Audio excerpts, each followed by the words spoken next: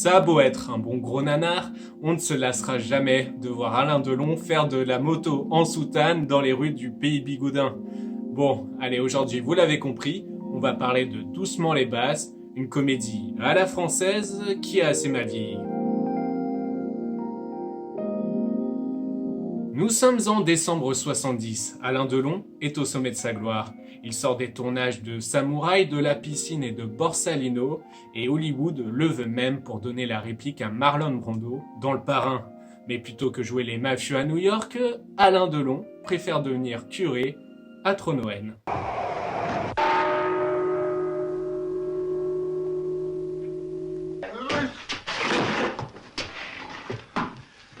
Alain Delon, le beau gosse, veut changer son image. Il accepte donc la proposition de Jacques Deray pour jouer dans une comédie, Doucement les basses. C'est un film à gros budget, mais au petit scénario, avec 67 acteurs et techniciens et une centaine de figurants.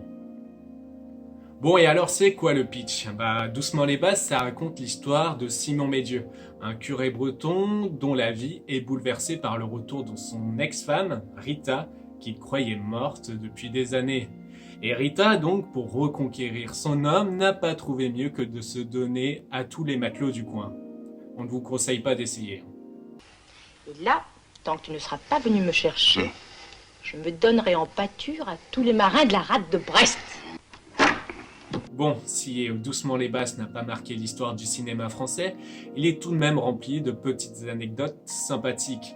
Par exemple, Rita, l'ex-femme, n'est autre que Nathalie Delon, qui vient de divorcer avec Alain. Vénéneuse, mandragore. Moi aussi, je t'adore. Autour d'elle, on retrouve des habitués des castings des comédies à la française, avec Paul Meurice, Julien Guillaumard et bien sûr l'inénarrable Paul Prébois. Tout ce petit monde est réuni en plein pays bigoudin à Saint-Jean-Trolimont.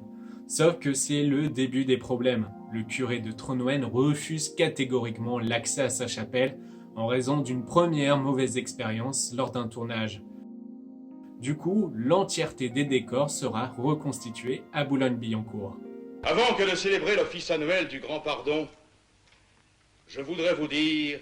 Il n'y a qu'un régime totalitaire que je craigne vraiment! La femme! Autre sacrilège pour les Bretons, 4 Parisiennes viennent épauler les 2 seules vraies bigoudaines du film. D'ailleurs, pour tourner les scènes d'intérieur, les 2 sœurs bretonnes, Anna et Marianne Gloagen, vont monter pour la première fois à Paris. Elles vont en garder un sacré beau souvenir entre les blagues de Paul Prébois et les soirées avec Alain Delon, qui leur fait boire leur premier whisky. Yermat.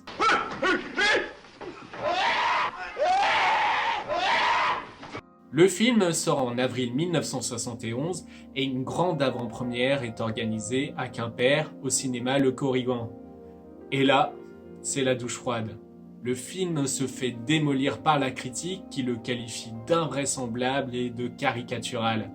Il ne fait qu'1 million d'entrées, c'est un flop à l'échelle du grand Alain Delon. Tu ne tends pas l'autre joue? Si. Mais bon, on ne se lassera jamais de voir Alain Delon en soutane.